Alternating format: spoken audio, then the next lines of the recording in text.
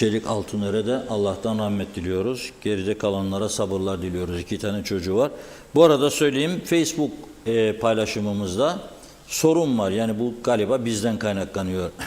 Kendi iç bünyemizden veya Facebook genelden bilmiyorum ama arkadaşlarımız çalışıyor. Bağlandığı zaman bizlere de Facebook paylaşımını sizlere buradan duyurmuş olacağız. 3 defadır kopuyor geri geliyor, kopuyor geri geliyor. Dediğim gibi nereden olduğunu, kaynaklandığını biz de bilmiyoruz şu anda. Ben de bilmiyorum yani. Kendi iç bünyemizden de olabilir. Şimdi son bir haftanın önemli olayı. Bugün Yüce Meclis'in de gündemine geldi. Neydi bu? İskele bölgesinde Karpaz'a kadar uzanan sahil şeridinde çok sayıda mülk inşa eden İsrailli iş adamı, Afik grubunun direktörü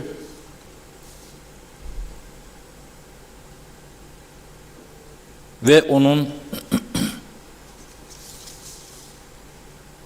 9 Eylül'e kadar Güney Kıbrıs'ta tutuklu kalması, 9 Eylül'de de Rum Ağır Ceza Mahkemesi'nde yargılanmasının başlaması. Onun ardından bir Alman vatandaşı Kuzey Kıbrıs'ta Rum arazileri üzerinde mülk inşa etmekle suçlanan bu Alman vatandaşının da önce tutuklandığı, sonra teminatla serbest bırakıldığı açıklandı. Fakat onunla ilgili detaylar Rum basında her nase yer almadı. Şimdi kim ne söylerse söylesin bu hareket Kuzey Kıbrıs'taki emlak sektörüne ciddi darbeler vuracak nitelikte bir hareketti. Dikkat edilirse Rum yönetimi bundan birkaç ay önce Kıbrıslı Türk avukatın Roma'da tutuklanması sonrasında Rum Dışişleri Bakanı Konstantinos Kombos demişti ki B ve C planlarımız vardır. Bunlar günü geldikçe uygulamaya konulacaktır. Bu belli ki önceden Rum yönetiminin kararlaştırdığı bir siyaset şekliydi. Yani kuzeyde Rum mülkleri üzerinde inşaat yapan yabancılardan başlayarak tutuklama emirleri. Nitekim Afik grubun direktörü Paralimni bölgesinde Rum polisi tarafından tutuklandıktan sonra Lefkoşa Rum Kaza Mahkemesi'ne götürülmüştü. Simon Aykut ve orada önce hakkında 5 gün sonra 6 gün tutukluluk emri alındı. Daha sonra Rum Mahkemesi kaçma olasılığı var gerekçesiyle 9 Eylül'de davalarının başlayacağı tarihe kadar tutuklu kalmasına karar verdi. Şimdi çok zengin bir iş adamı olan Simon Aykut, ekranda da görüyorsunuz, Rum tarafında cezaevinde yargılanacağı günü bekliyor. Bu acaba Kıbrıslı Türk müteahhitlere de yansıyacak mı? Veya Türk vatandaşı olanlara? Şimdi eğer B ve C planlarından söz etmişlerdi, B planı yabancılarla ilgili tutuklamaysaydı da C de Türklere yönelik, Kıbrıslı Türklere, bu daha da vahim sonuçlar doğuracak demektir. Ve atılan bu adımlardan sonra biliyoruz ki, birçok müteahhidimiz, emlakçımız Güney Kıbrıs'a geçmeye korkar oldu. Larnaka'dan seyahat edenler bu adımdan önce, yani Simon Aykut'un tutuklanmasından önce uçmuşsaydı yurt dışına, Larnaka'dan dönüp dönmeyeceği konusunda ciddi bir karamsarlık içerisindediler. Belki de başka yer üzerinden, Türkiye üzerinden dönüşü çevirmişler olabilir. Çünkü C planının ne olduğunu bilmiyoruz ama tahmin yürütmek zor değildir. Madem ki müzakereler başlamıyor, madem ki Birleşmiş Milletler Genel Sekreterinin atadığı temsilciye biz masaya oturmayız, senin de görevin bitmiştir diyoruz ve 8 dakikada gönderiyoruz kendisini. O zaman o planları uygulamaya koyuyor. Haklı mı haksız mı bilmiyorum. Ne kadar haklıdır. Ama Taşınmaz Mal Komisyonu biz kurulduğu günden bugüne doğru dürüst çalıştırmış olsaydık zaten bunlar olmayacaktı. çok sayıda Rum mülkü Türkleşmiş olacaktı kuzeyde. Biz çalıştırmadık. Şimdi Başbakan Ünal Üstel dün dedi ki Rum yönetiminin bireyleri hedef alması doğru bir yaklaşım değildir dedi. Bu tuzak bozulacak dedi. Ve şöyle diyor, son 2 ay içerisinde diyor 70 milyon sterlin ödeme yaptı Taşınmaz Mal Komisyonu. Olabilir ama şuna bakalım, Kıbrıs Rumların kuzeyde bıraktığı mülklerin değeri bundan 4-5 yıl öncesinde 15 ile 20 milyar sterlin arasında hesaplanıyordu. Eski komisyon başkanının yaptığı açıklamalar bu yöndeydi. 15 ile 20 milyar sterlin 4-5 sene öncesinin değerlendirmesine göreydi ki gerçek fiyatının yarısının da altında kabul ediyordu Rumlar. Şimdi o kadar yükseldi ki mülk fiyatları bu belki 30 milyar sterline çıkmıştı. Kuzey Kıbrıs Türk Cumhuriyeti'nin böyle 70 milyon sterlinle bunun üstesinden gelmesi mümkün değildir. Bakın açık ve net söylüyorum.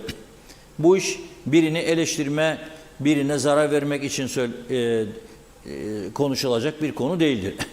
Kendi kendimize zarar vermek gibi bir durum asla söz konusu değildir ve olmamalıdır.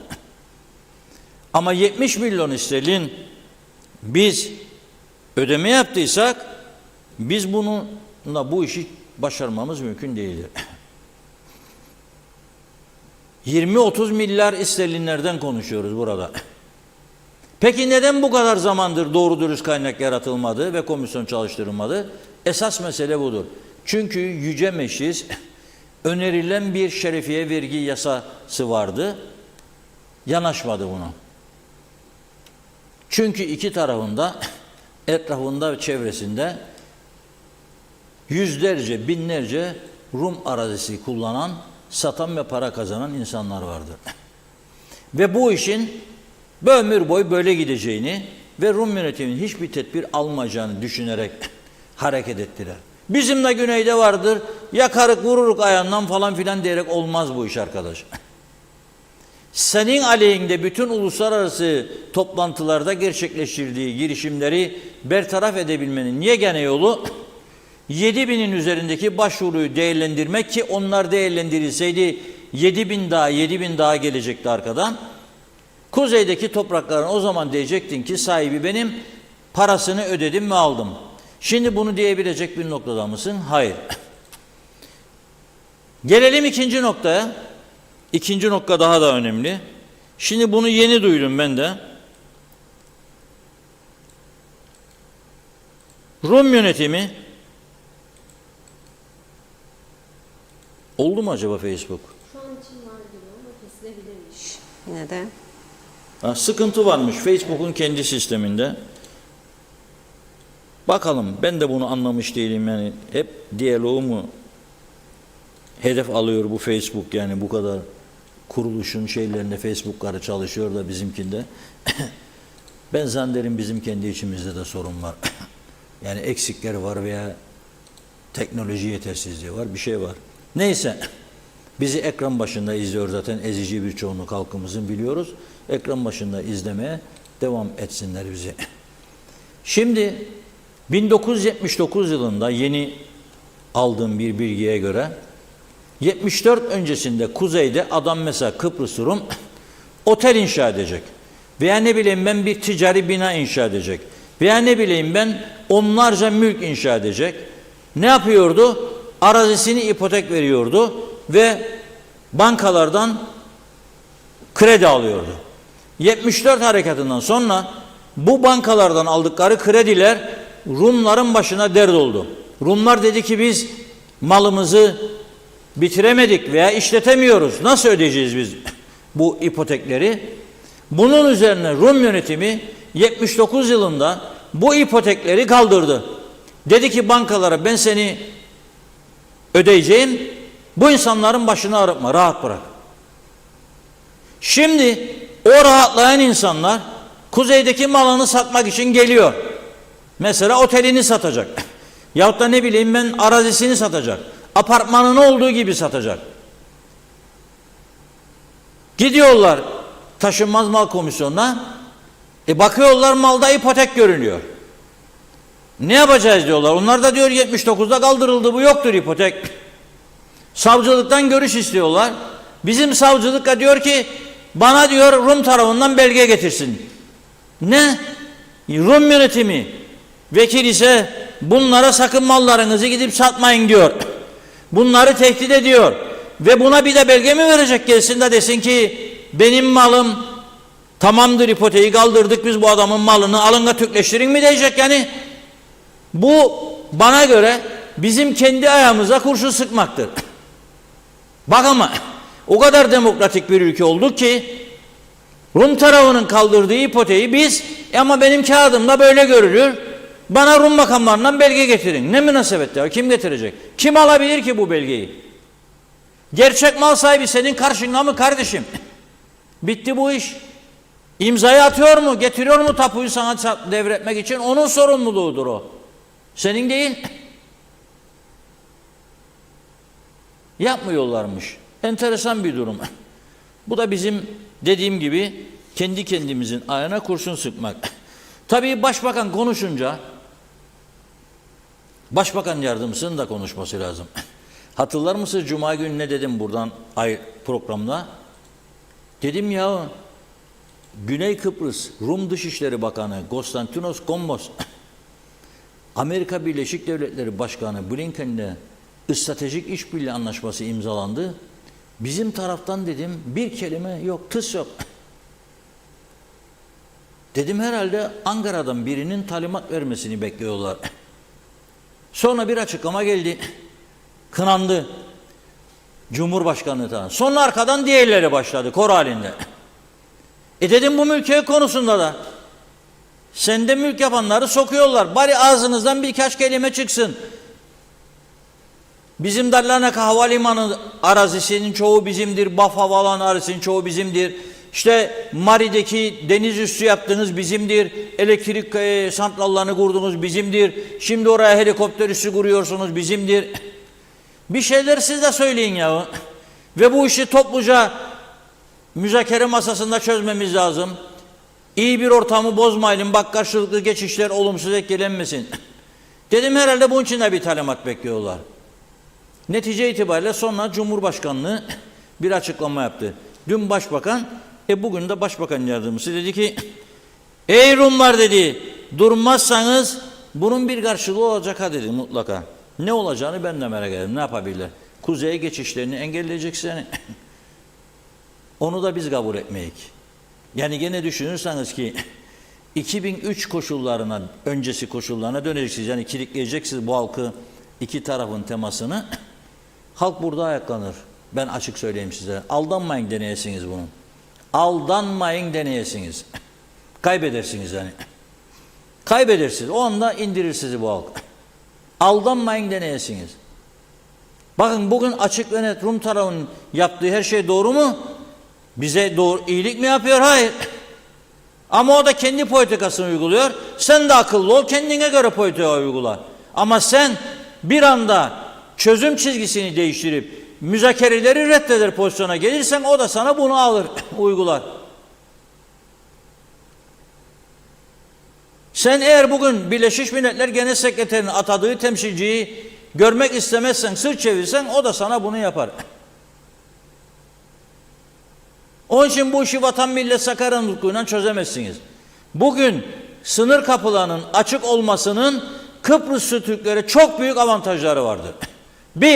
3000 civarında insanımız oradan maaş alıyor, gidip çalışıyor ve o paraları gelip burada harcıyor. 2, her gün buraya yüzlerce, binlerce insan geliyor, akaryakıt alıyor.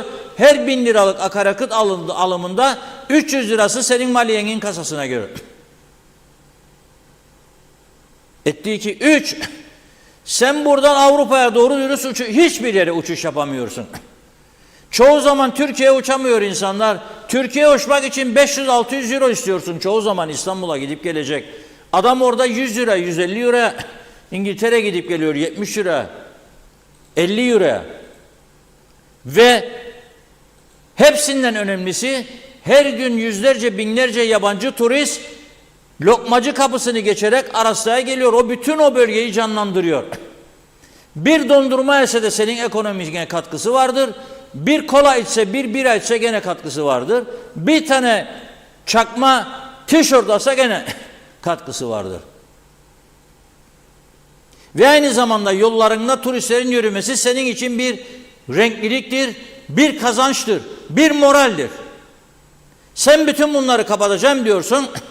Zaten Türk turistleri de Yunan adalarına kaymaya başladı. Ve ne kazanacaksın bundan? Yani sana bunu yaptı diye bir karşılığı mutlaka olacak. Ne olacak karşılığı? Ne yapacaksın yani kendisine? Elinde ne kozlardır senin? Yani konuşurken biraz dikkatli olmak lazım. Ve diyor ki çözüm diyor bütünlüklü anlaşma ve TMK vasıtasıyla olacak diyor. TMK'yı çalıştırmadın ki sen. Tekrar ediyorum, bu iş 70 milyon sterlinle çözülecek bir iş değildir ki. 700 milyon sterlin veriyorsun sen veya 600 milyon ek mesaiye da Rum mallarını Türkleştirmeye 7 milyon sterlin ayırıyorsun. Yani kim buna inanacak? Mümkün değil.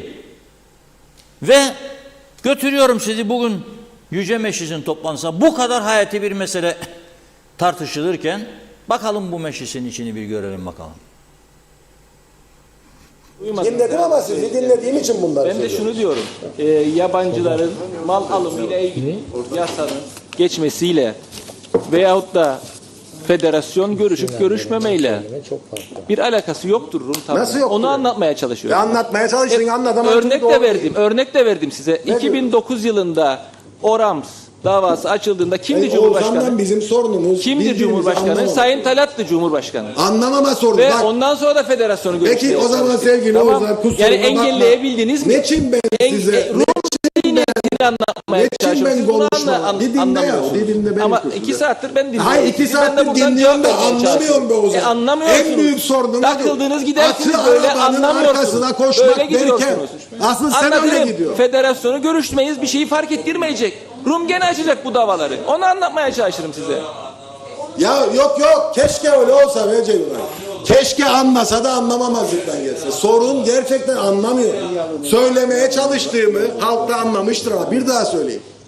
Ben çözüm iradesini ortaya koymanın çözüme kadarki sürede uluslararası hukuka mümkün olduğunca entegre olma çabasını göstermenin ve uluslararası toplumla diyalog kurmanın yararı olarak Kıbrıs Rum tarafında bu tip davaların açılmamasını söylemedim.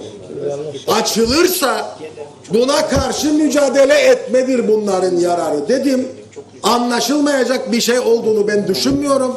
Ama sevgili Oğuzhan'ın kötü niyetli olduğunu düşünmüyorum. Gerçekten anlamıyorum. Benim anlatma kapasitemle ilgili bir sorundur bu. Siz anlamak istemiyorsunuz. Siz anlamak istemiyorsunuz. Herkese yani. yetiyor. Sevgili Oğuzhan'a yetmiyor. Bu davalar açılacak, doğrudur. Evet. Ama Rumlar bizim ekonomimizi engellemek için, gelişmemizi engellemek için açacak. Başka bir niyet yoktur. Federasyonu Aksini söyleyen biri oldu mu? İşte federasyonu Hayır, sen görüşsek de benim gene bunu- açacak. Onu sen anlatmaya benim bunu çalışacak. söylediğimi Gene duymadın. açacak. Tamam, hemfikiriz. Gene aşmaya devam edecek. Tabii ki Niyetleri bizim önemli gelişmemizi olan engellemek. o bu davaları aşmaya devam ederken senin nasıl bir strateji ve vizyonla Ederiz. kendi halkını nasıl koruyacağın meselesidir. Ben de ondan bahsediyorum.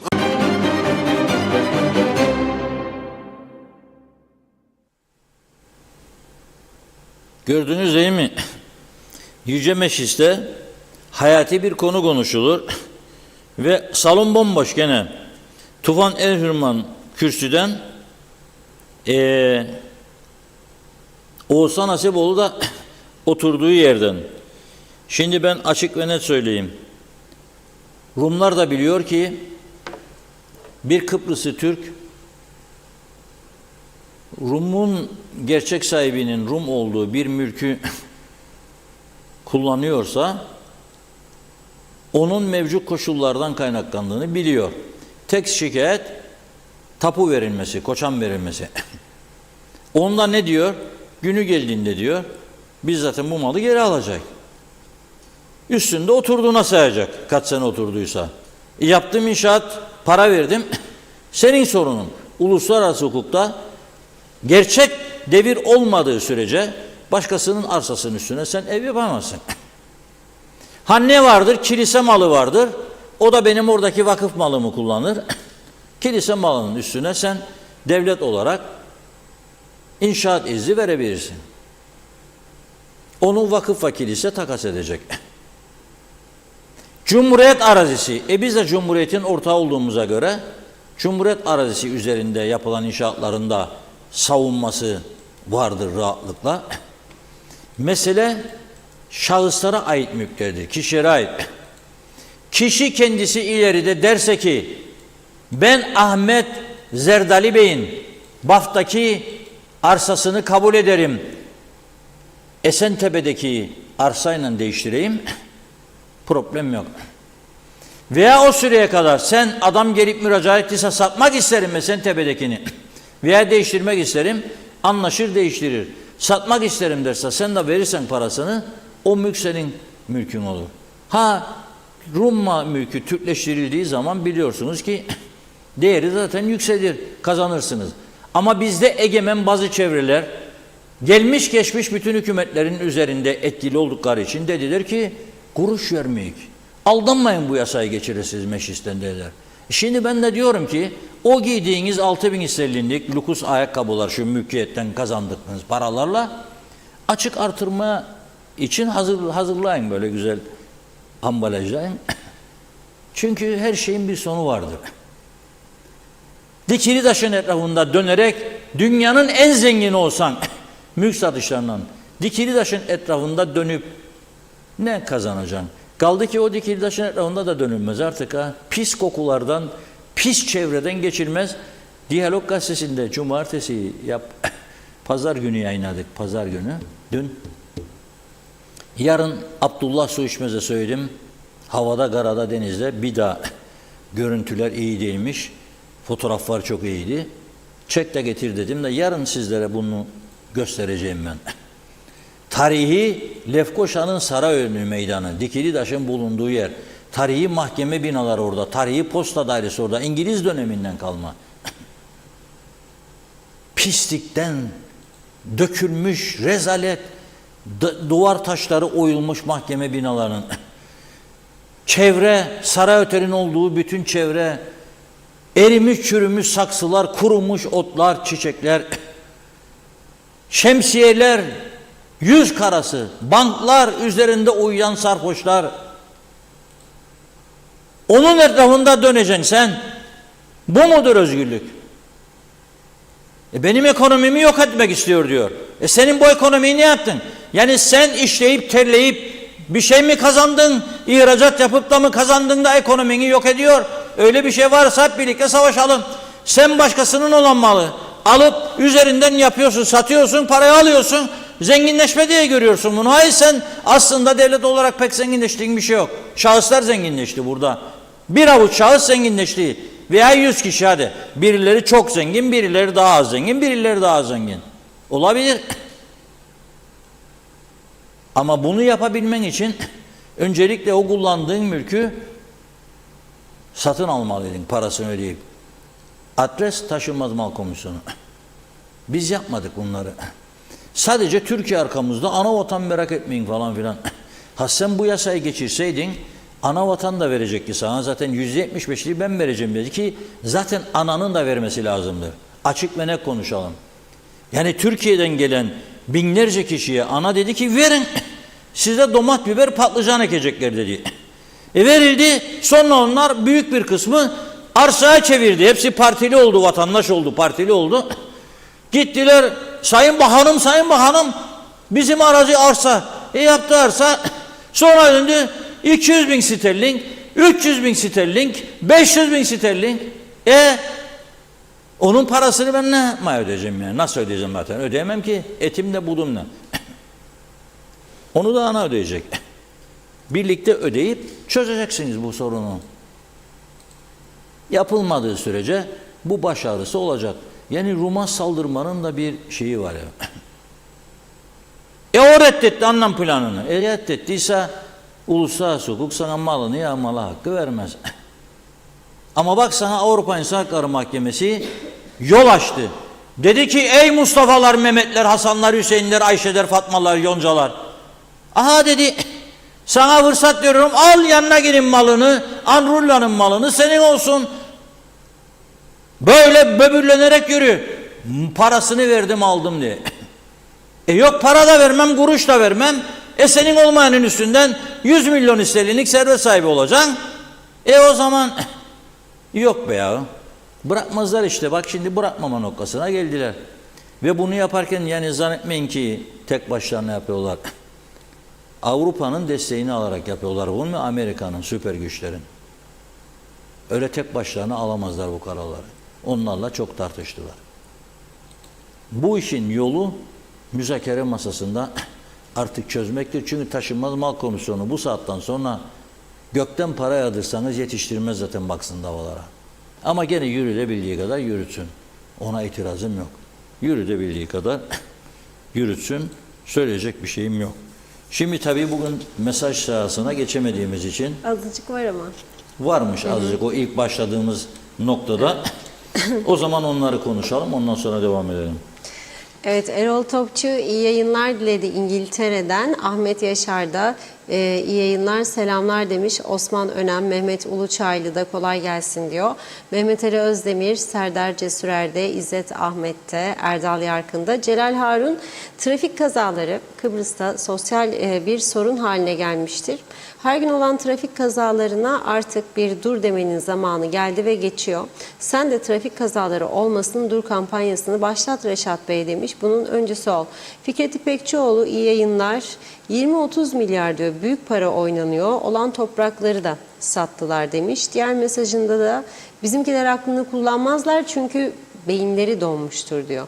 Nazime Nalbant iyi yayınlar, güzel olan Kıbrıs'ımıza sağ salim geldik demiş, sizleri iskeleden kaçırmadan izliyorum diyor. Kolay gelsin, iyi ki varsınız. Diyalog doğru adres. İnşallah her şey daha iyi olacak. İnsanın vatanı gibi var mı? Sevgiyle kalın demiş. Mehmet İnancı Reşat Bey, pazar günü Türkiye kanallarının birinde rahmetli sanatçı İlhan İrem'in popüler ve unutulmayan bir şarkısını dinledim. Sanki Kuzey Kıbrıs için yapılmıştı. Ne diyor? Yazık oldu yarınlara. Kuzey Kıbrıs'ın düştüğü durum budur. Rahmetle anıyorum.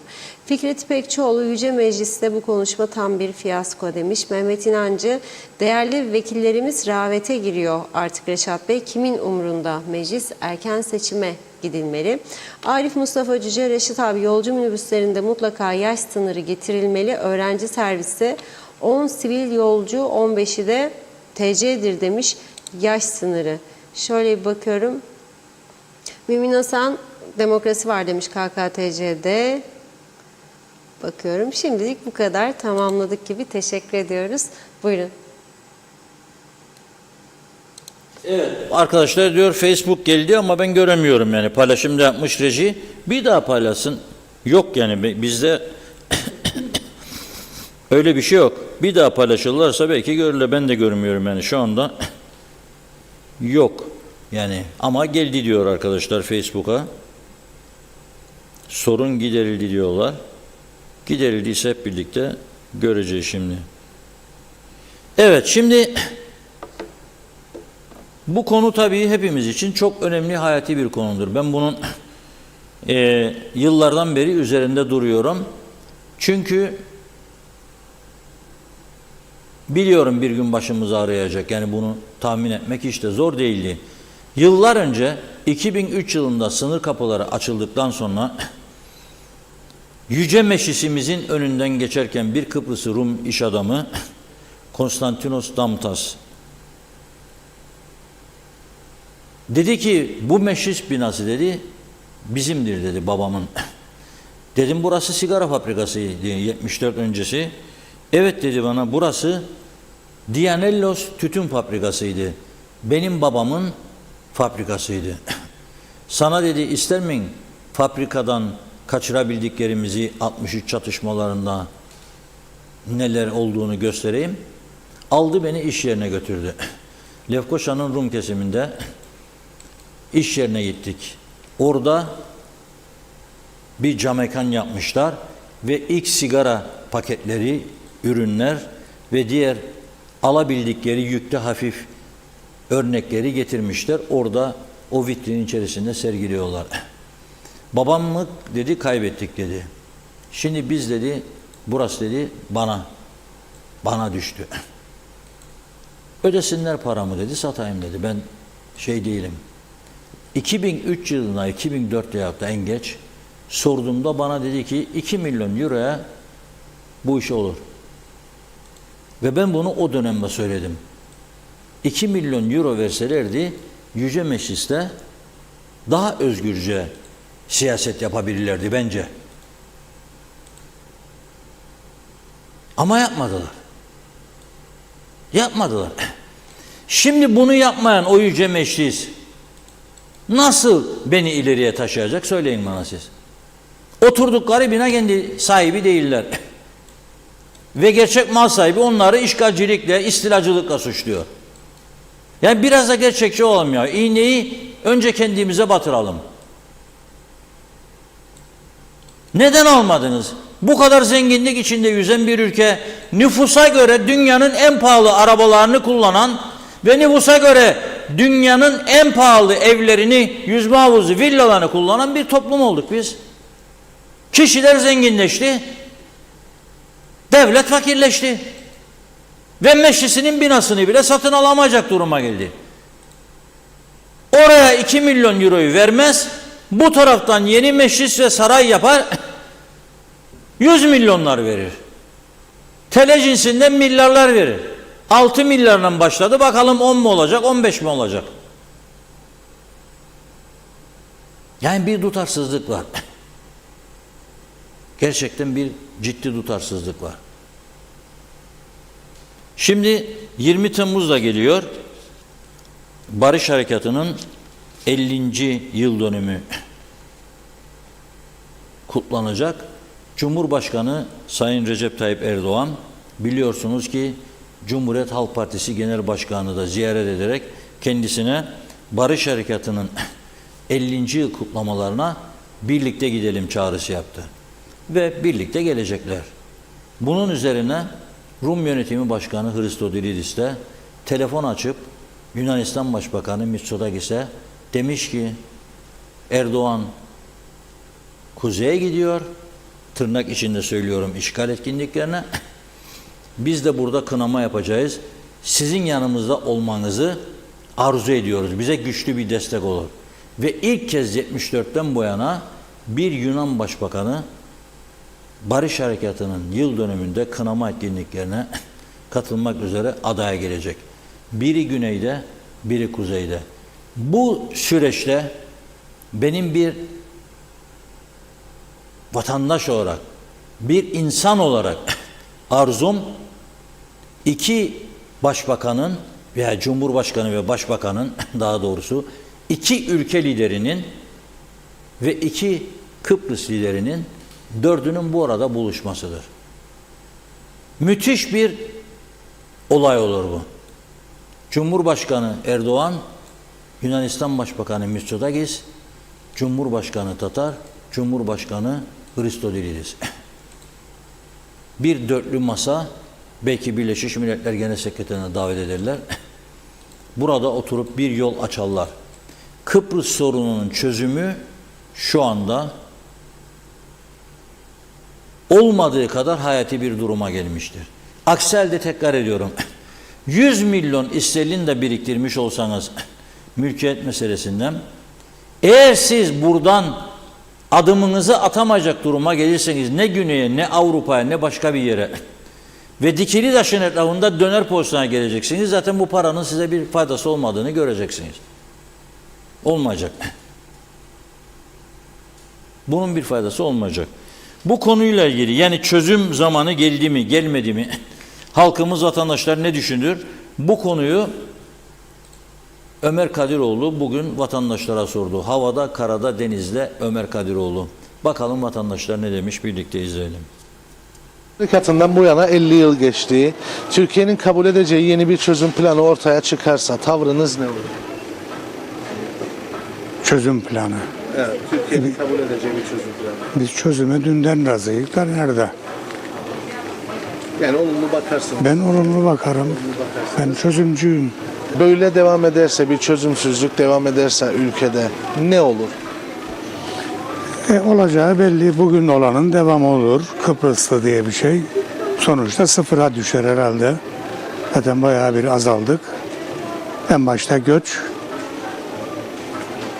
Bunlar yaşanıyor diyorsunuz. yaşanıyor. Halin yaşanmıyor mu? Yaşanıyor. O yüzden bir çözüm, Giderek katlanarak artacak bu yani. o yüzden bir çözüm istiyorsunuz. Bir çözüm istiyoruz. Türkiye'de de sağ olun. Yani Türkiye'nin kabul edeceği bir çözüm Ya- planına siz de Evet de olumlu bakarsınız. tabii. Neden var mı? Türkiye olmasa Kıbrıs Türk'ü bu şeye gelmezdi. O yüzden Ha, görürük dünyada ne olur. çözüm istiyorsunuz o zaman değil mi? Kıbrıs'ta bir çözüm. Hiçbiri kavga istemez. Çözüm ister tabii ama Rumlar seni istemezse ne yapacağım? Tabii ki çözüm istiyorum ama biraz zor sanki bu durumda. Evet, nasıl bir çözüm olmalı Kıbrıs'ta? Yani öyle bir şey olmalı ki ikiye bölünmemeli hiçbir şey. Çünkü zaten çok bu bölünmeler olduğu için bu kadar çözüme hep ertelendi her şey. Ama gelelim ki birinin dediğine biri uymaz, birinin istediğine biri olmaz ya da şartlar hep şey olur. Yani mesela bir şey kabul olunduğunda birinin hakları böyle tam tartı tutmaz ya, böyle eşit olmayınca tartılar, insanlar şey yapıyor yani çekiniyor. Tabii ki çözüm istiyoruz ama bizim de yani insani haklarımız elimizden alınmadan.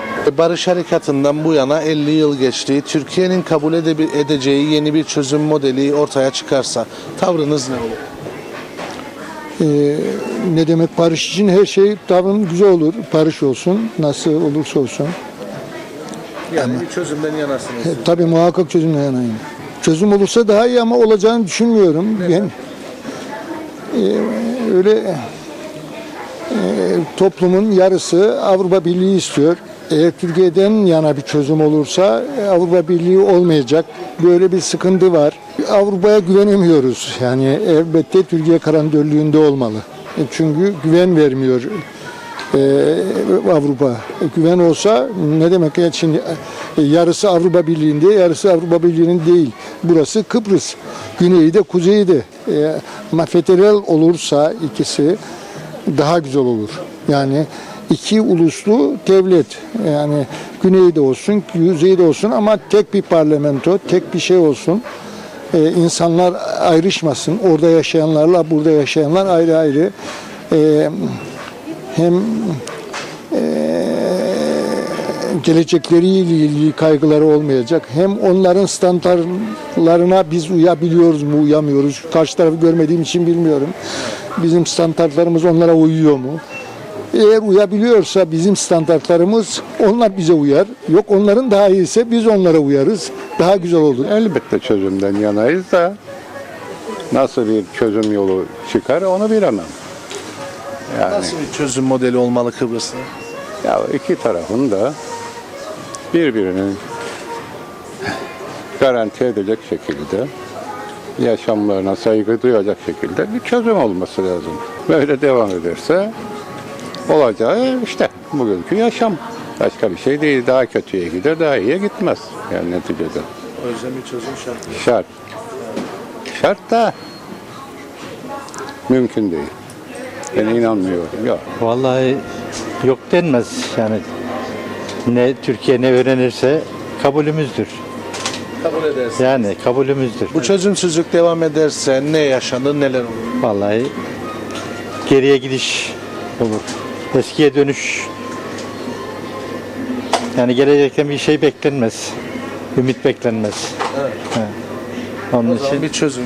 mutlaka şart, bir çözüm şart. Neden çözüm olması lazım Kıbrıs'ta? Ya her yönüyle. Bak 50 sene oldu diyoruz. 50 senedir bir şey sağlanmadı, istikrar sağlanmadı. Halen daha Rum'a bağlı gibiyiz. Yani ama bir şey olur, Rum'dan beklentimiz olur. Oraya gidip çalışma şeylerimiz oluyor. Arkadaşlarımız gidiyor orada günübirlik çalışıyor, eziliyor, eleniyor. Alışveriş olur. Aynen alışveriş. Bugün burada etin kilosu olmuş 700-800 lira. Ne yapacak? Ne yapacak insanlar haliyle bir çözüm arayacak. Evet. O yüzden bir çözüm olmalı. Yani çözüm şart. Biz yalnız karar veremeyeceğiz göre tavrımız olumlu yönde olur diye düşünüyorum. Türkiye'nin Tabii ki. çözüm modeline. Garantör olduğuna göre. Evet. Peki çözüm mü yoksa bu şekilde devam mı edilmeli? Bu şekilde neyliği belirsiz bir ortamda yaşamaktansa çözüm olmasını isterim. Yani Çözüm. neden çözüm? Çocuğumuzun artık önünü görmesi için. Yani biz göremedik böyle işte uçağa bindiğimizde her tarafa gidebilecek bir yolu çizemedik. Kimliğimizi kim tanır bizim? Kimse. O yüzden çözüm. O yüzden bir çözüm. Evet. Diyorum. Yani geçmişte denendi. Yani bunları defalarla işte Annan planı süresince denendi bunlar. Yani barışla ilgili. Biliyorsunuz Kıbrıs Türk halkı o referandumda evet demişti. Güney Rum halkı ise hayır demişti. O çözümsüzlüğün devamını onlar aslında istedi. O dönem Avrupa Birliği Kıbrıs Türk halkına evet dediğinden dolayı açılımlar sağlayacağı söylenmişti. Fakat üzerinden belki de 20 yıla yakın bir süreç geçti. Ne açılım oldu ne bir şey. Hala iki devletli çözüm modelinde süregelen bir çizgisi var. Şimdi şu andaki yönetimin ve Türkiye Cumhuriyeti ile birlikte eşgüdüm içerisinde. Önümüzdeki süreç ne getirecek? Biliyorsunuz Orta Doğu'daki yaşanan hem jeopolitik durumdan dolayı doğalgaz, enerji sorunundan dolayı önümüzdeki süreçte büyük ihtimalle Kıbrıs'ta da bu enerjideki ihtiyaç veya uluslararası güçlerin ihtiyaçlarının çerçevesinde bu ülkede, bu coğrafyada bir çözüm olabilir. Nasıl ki kapılar bir gecede açıldıysa çözüm de bir gecede uluslararası aktörler tarafından istenirse olabilir. Yani Kıbrıs'ta çözüm olmazsa zaten bir çözüm yok şimdi şu anda. Biliyorsunuz hala barış anlaşması çerçevesinde yani burada bir ateşkes var. Yani 1974'te Mutlu Barış Harekatı'ndan sonra bir ateşkes anlaşması var. Ve o çerçevede devam ediyoruz. Tabii ki bu çerçevede, bu coğrafyada Kıbrıs Türk halkının yaşaması son derece daha zor. Neden? Çünkü ambargolar var. Bu ambargolar çerçevesinde dünyaya erişimi, ürettiğini satamama veya gelen ürünü, ithal ettiği üründe daha yüksek bir ulaşım bedeli, navlun gibi bedeller ödüyor Kıbrıs Türk halkı. Bunun bedelini daha da ödeyecek Kıbrıs Türk halkı bir çözüm olmazsa. Çözüm olursa tabii ki çözüm olsun da Kıbrıs Türk halkının egemenliği, eşit egemenliği çerçevesinde bir çözümün olması arzusundayım ben kişisel olarak. Sanırım tüm Kıbrıs Türk halkı artı Kıbrıs Türk halkının en büyük istenci garantör Türkiye Cumhuriyeti'nin garantörlüğünün asla sulandırılmaması. Bu çerçevede bir anlaşma olacaksa olsun, olmayacaksa olmasın. Yani biz 50 yıldır bedel ödüyor zaten bu coğrafyadaki atalarımız da ödedi. Benim babam 12 yıl askerlik yaptı. Bizler 22 ay askerlik yaptık. Biz bir bedel ödüyoruz zaten. Ödemeye de razıyız yani. Eğer eşit egemenlik olmayacaksa ödeyelim bedel. Ama eşit egemenlik Türkiye Cumhuriyeti'nin garantörlüğü olacaksa bir çözüm olsun.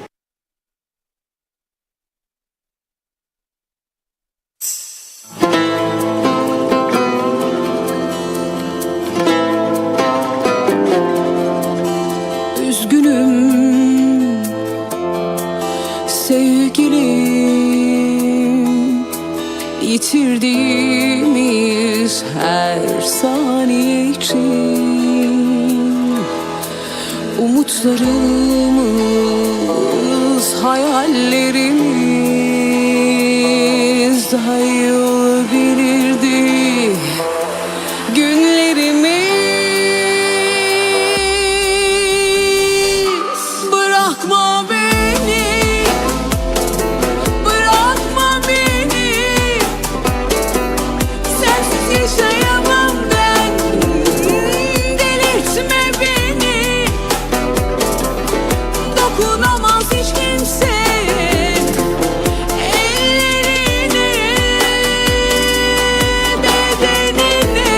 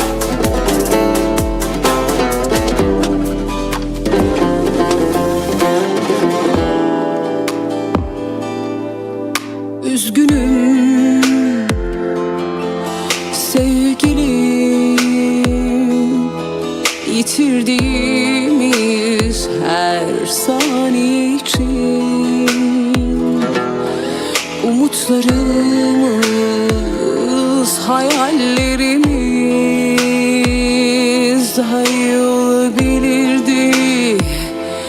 Günlerimiz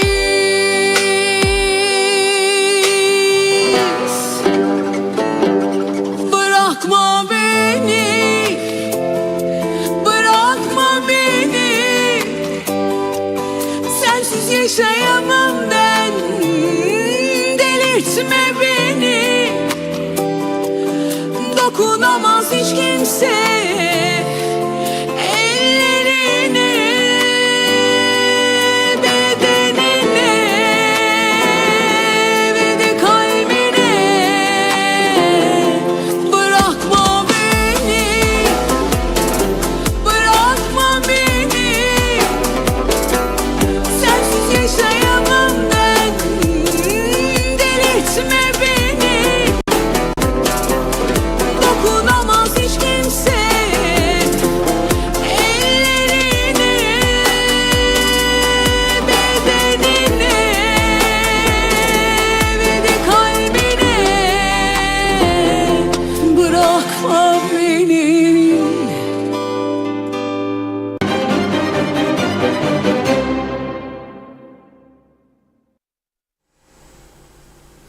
Evet, değerli sanatçımız Ayşegül Zaim'in son klibi, bu videosu Bırakma Beni.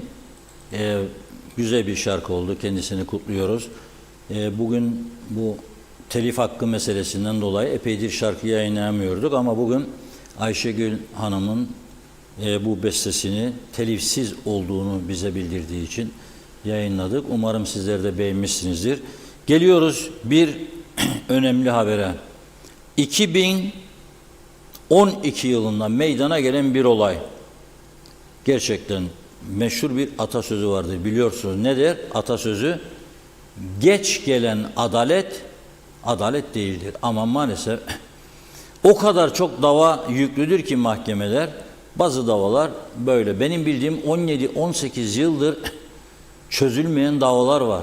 Mağdur taraf var, milyonlarca sterlinlik yatırım, yani ödediği para var bir tarafa ve malı alamama gibi bir durum var. Çok ciddi durumlar var.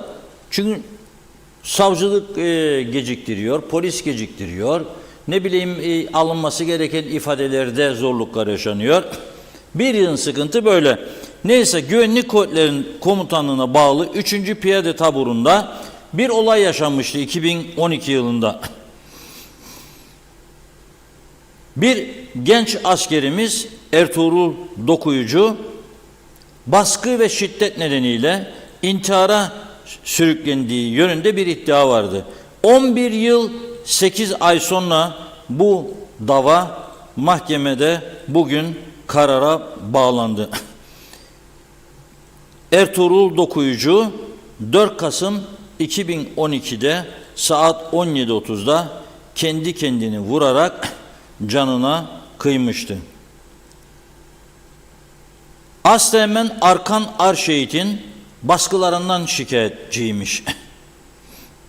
Canına kıydığına yönelik suçlamalarla ilgili okunan davada Arşehit'in aleyhine getirilen 10 davanın 6 tanesi savcılık tarafından ispatlanamamış. Mahkeme sanığın darp suçu işlediğini, ancak darp suçunun Dokuyucuyu intihara sürüklediğine dair kesin bir bulguya varmanın mümkün olmadığını belirtmiş bugünkü duruşmada.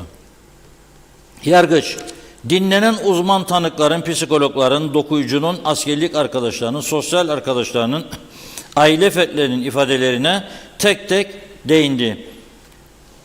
2012 yılı Ekim ayında firar etmiş, aynı gün ailesi tarafından bölüğüne teslim edilmiş. Firardan sonraki süreçte ailesiyle yaptığı görüşmelerde Asteğmen Arkan Arşehit'in kendisine kötü davrandığını, ceza verdiğini, tekme attığını, yerlerde sürünme cezasına çarptığını, dayağa dayanamadığını söylemiş. Sanığın abla dediği bir arkadaşıyla sevgili olmak istediği bir kızıyla yaptığı konuşmalarda babasının kendisini hor gördüğünü, ölse dahi umurunda olmayacağını, zorla tarlada çalıştırdığını, abisine iyi, kendisine kötü davrandığını, bayramda ziyaretine dahi gelmediğini anlatmış. tanık olarak dinlenen uzman psikologların dokuyucuda kaygı bozukluğu olduğuna da şehadet vermiş. Dokuyucu ailesine başka, arkadaşlarına başka konuştu. Ailesi oğullarının tek sorununun sanık olduğunu sanıyordu. Ancak dokuyucunun birçok sorunu vardı. Yargıç Asteğmen Arkan Arşehir'in dokuyucuya ceza verdiğine ve darp ettiğine dair iddiaları ve dinlenen tanıkların ifadelerini değerlendirdi.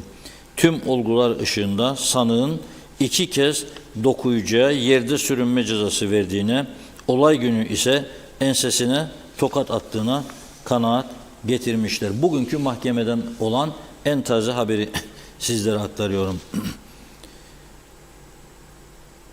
Dokuyucuyu bölükten bomba almaya yolladığını, 10 dakika geciktiği için çakıl ve toprak alanında sürünme cezası verdiğini ve dokuyucunun ağladığına yönelik tanık ifadeleri varmış. Üstüme çok geliyor diyormuş. Bitsin artık bu askerlik, kurtulayım diyormuş. Ve ölümün intihar olduğuna bulgu yapıyor mahkeme. Terisine 15 gün kala çavuşunun nöbet noktasında uykuya daldığı bir sırada çavuşunun mermisini alıp hendeğin yanında canına kıydığını söylüyor. Bütün bu gelişmeler ışığında kendisi suçlanan Güvenlik Kuvvetleri Komutanlığı'nda görevli, o dönemde tabii, Vedia Berkut Barkın sanığın 17 yaşındaki Aslı'nı canlandırarak darp ettiğini, bu fiilleri Güvenlik Kuvvetleri Komutanı'nın imajına da zarar verdiğini, korunması ve yol göstermesi gerekirken böylesi bir suç işlemesini ağırlatıcı bir faktör olarak değerlendirdiklerini belirterek Arkın Arşehit'in 16 ay hapislik cezası almasına karar vermiş. Yani aradan 11 yıl 8 ay geçse de neticelendirilmiş bir dava vardır. Bugünün en önemli gelişmelerinden biridir. Onu da sizlere aktarmış olayım. Ve Facebook çalıştığına göre mesajlar gelmeye başladı. Buyurun Funda Hanım. Evet, Hasan Yılmaz Işık Tüketici Dernekleri, plajlarda alınan ücretler yasal değildir. Yasal olmayan ücretlerin iadesi için harekete geçti. Dernekler vatandaşların plaj hizmet ücretlerine dair fiş makbuz ve ödeme belgelerini toplayarak bu ücretlerin iadesini sağlayacak diyor. Mustafa Kombo, kolay gelsin. Dünya durdukça Rum koçanları hiçbir zaman ölmez. Bizim vatandaşlar ödeyecek bu malların bedelini demiş. Rahmi Beyoğlu, Zeliha Adaman iyi yayınlar diliyor. Salih Mullalı, iyi akşamlar dilerim herkese Forever TRNC'den demiş. Mehmet Şenler, Umahan Davulcu da iyi yayınlar diledi. Arif Mustafa Cüce, bu mülkiyet sorununda sanki hükümet edenler kafaları kuma gömülü, başka türlü açıklanamaz. Celal Harun, yaşanan ekonomik kriz herkesin aklını başına almasına gerektiriyor. Yönetenler ve muhalefet partileri ellerini taşın altına koyup nasıl düze çıkmamızın bir yolunu bulmalı. Halk ekonomik açıdan sarsılacak, kötü günler uzakta değil. Yeme içme, gezme tozma, yarını düşünmeden lüks harcamalar yapmak kurtuluş değil. Düşük gelirli vatandaşlar halkın büyük bir bölümünü oluşturuyor. Yüksek maaş çekenler belki farkında değil ancak maaş alamayacak duruma gelebilirler. Geliri giderlerini karşılayamayan batmış bir bütçeyle karşı karşıyayız. Devletin ayakta kalması için acı da olsa bir reçeteye ihtiyaç var. Gerçekten bu ülkeyi seviyorsak artık kendimize gelmemiz gerekiyor. Hasan Nihat Erduran, canımıza kasteden ve suç ortakları canın hesabını vermeden malın hesabını sorma hakkını nereden bulurlar demiş. Mülk zaten masada konuşulan konu. BM ne bekler? Diskriminasyon misyonu mu ki ambargoyuz hala 60 yıldır. Fikret İpekçioğlu, en pahalı villalara, arabalara laf yok. Yüce Meclis onlara dokunamaz, onların vergilerini bile alamaz demiş yaşasın. KKTC, Ümit Ünsal, Kuzey Kıbrıs fakir bir ülke değil, yağmalanan bir ülkedir. En basit hukuki, adil ve iktisadi prensiplere göre yönetilse cennet olur. Ömer Köse, 20 Temmuz Barış Harekatı değil savaştı diyor. Çünkü ben o zamanlar savaştaydım, barış görmedim demiş. Hasan Nihat Erduran, ambargolar kalkmadan, iki ekonomi eşit olmadan çözüm mümkün değil. Görev BM'nindir, uyanalım demiş. Salih Mullalı, savaşta yalnız Rumlar zarar görmedi. Birçok esas mal sahibi Türk malları karşılığını karşılığını alamadı ve mağdur oldular. Hasan Yılmaz Işık, Maraş gerçekten geçmişte vakıf malı mı diyor. Rumların sahip oldukları mal mülk koçanlar gerçekte kendilerine mi ait, yoksa Osmanlı topraklarını binbir entrikayla İngiliz sömürge idaresinin desteğiyle yasa dışı olarak mı sahip çıkmaya çalıştığı topraklar? Fazla araştırma yapmamıza gerek yok demiş. Çünkü kesin ve açık bilgi sahibiyiz diyor Hasan Bey. Gazi Moğolos'ta tapu dairesi elimizdedir. Maraş'ta tapu sahibi olan Rumların koçan kopyaları da elde. Bunların üzerinden açıkça geçmişte vakıf arazisi olduğu ve daha sonra zaman aşımı nedeniyle Rumlara geçtiği yazılır. Elimizde bu şekilde hazırlanmış binlerce koçan vardır. Zeren Turalı, çok bilen aldanırmış, Yavuz hırsız ev sahibini bastırırmış misali. Bizim hükümet olduğunu iddia edenler ne hak, hukuk ve de uluslararası koçan tanır. Kan döktük, aldık, sınırlarımız çizildi. Kıbrıs meselesi 74 yılında adaya barış geldi, çözüldü demekle zamanla türbünleri oynamaktan başka bir şey değil. İşimiz aynen hesabını bilmeyen kasap gibi demiş.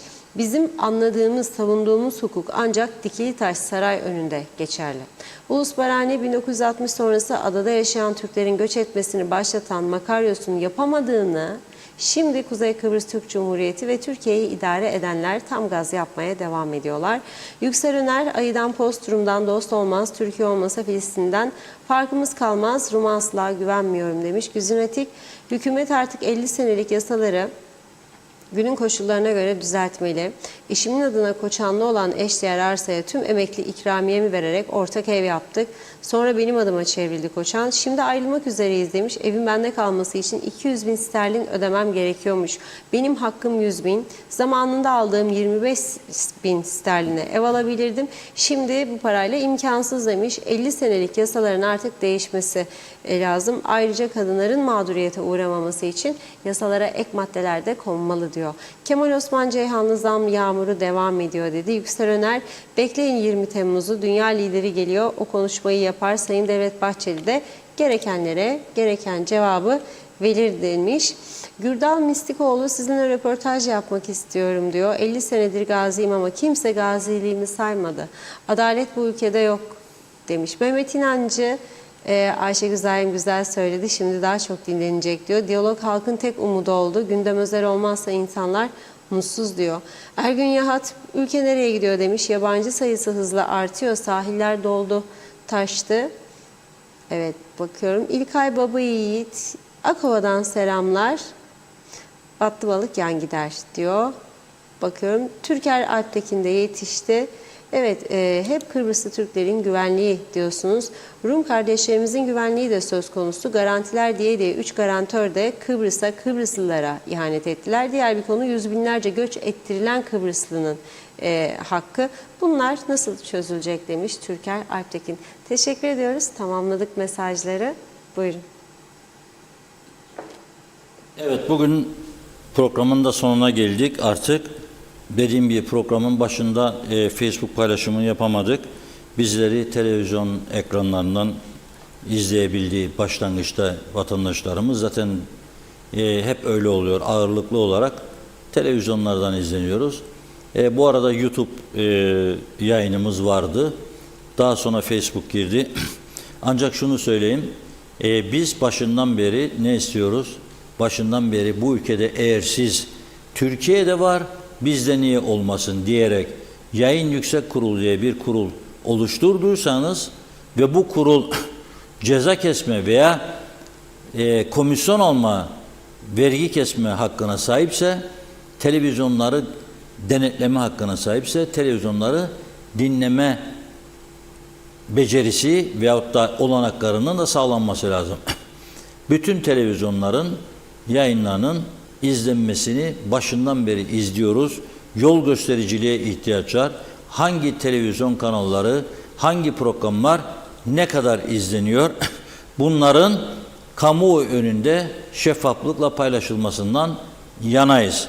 Biz bu konuda başından beri çağrı yapıyoruz. Çünkü birçok yerden bir şeyler paylaşıyor. Diyor ki biz öyleyiz, biz böyleyiz, biz şuyuz, biz buyuz. Bizde öyle bir tavır yoktur. Ama devletin kendisinin yayın kurulu varsa bunu açıklaması lazım. Ve Devletin Maliye Bakanlığı da aynı zamanda dağıtım şirketini mecbur etmelidir gazete satış rakamlarını açıklasın. Öyle biz en çok satarız, biz lideriz falan filan, kamuoyunu aldatıcı yayın yapanlar da o zaman doğru mu yanlış mı öğrenir ve yanıltıcı yayın yapmaktan vazgeçerler. Davet ediyorum buradan Maliye Bakanlığı'nı, Vergi Dairesi'ni, dağıtım şirketine mecburiyet getiriniz, Türkiye'de ve dünyanın her yerinde olduğu gibi gazete satış rakamlarını lütfen şeffaf bir şekilde her hafta veya her ay açıklasınlar. Evet, dikkatli olmak lazım. Çok kritik bir süreçten geçiyoruz. Dün akşam biliyorsunuz işte Diyalog Gazetesi dünya olaylarını da gündeminde tutan bir gazete. Dağıstan bölgesinde sinagoga düzenlenen bir baskında çok sayıda can kaybı oldu. Bugün itibariyle 19 kişiye ulaştığı belirtiliyor. Can kaybının Rusya tabii bunu çok büyük bir üzüntüyle izlediği şoktadır. Ortodoks kilisesine yönelik bir saldırıydı bu, Rus Ortodoks kilisesine. Böyle bir olay yaşandı ama ciddi bir tehlike daha var. Bugün Rum medyasının gündeminde, hatta gün içinde internet sayfalarında gelişiyor bu haber. İsrail basınına göre İsrail'de yayınlanan Mako web sayfasındaki bir habere göre Hizbullah Güney Kıbrıs'ta 4 ayrı hedef belirlemiş, saldırı hedefi. Bir tanesi Baf'taki Andreas Papandreou hava üssü, havaalanının hemen orada, Baf havaalanının. Bir tanesi Güney Lefkoşa'daki Lakadamya hava üssü.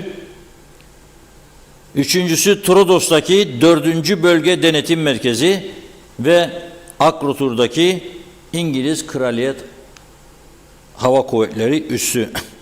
4 tane ayrı hedef belirlemiş Hizbullah ve bu nedenle de Güney Kıbrıs Rum yönetimi birçok bölgede, özellikle Akrotur civarı, Baf Havaalanı civarında çok ciddi yeni güvenlik önlemleri alıyorlar. Yeni erken uyarı cihazları monte edecekleri açıklanıyor. Biz de tabii güneye sık geçen insanlarımız için söylüyorum. Çok kritik bir süreçten geçiyoruz. Herkesin dikkat etmesinde fayda vardır. Kalabalık yerlerden kaçınmanın iyi olduğu bir dönemdir diye düşünüyorum ben de şahsen. Bugünlük bu kadar. Yarın inşallah, maşallah güzel haberlerle birlikte oluruz diyelim. Evet, teşekkür ediyoruz. Tamamlıyoruz sevgili izleyenler. Yeniden görüşünceye dek hoşça kalın.